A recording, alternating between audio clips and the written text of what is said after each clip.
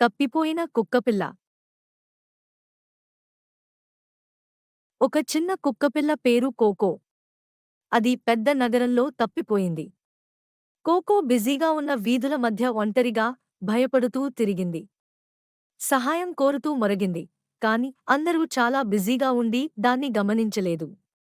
కోకోకి ఆశ కొట్టుకుపోతుందని అనిపించినప్పుడు లియం అనే దయగల బాలుడు దాన్ని చూశాడు. లియం కోకోకు నీళ్లు, ఆహారం ఇచ్చాడు. తరువాత దాని కాలర్ను చూసి చిరునామా పరిశీలించాడు.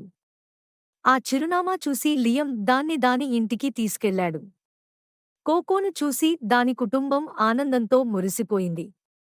లియం చేసిన ఉపకారం కోకో ఎప్పటికీ మరచిపోలేదు. ఎప్పుడు ఎవరైనా ఇతరులకు సహాయం చేస్తూ కనిపించినా కోకో తన తోక ఊపుతూ ఆనందం వ్యక్తం చేసేది.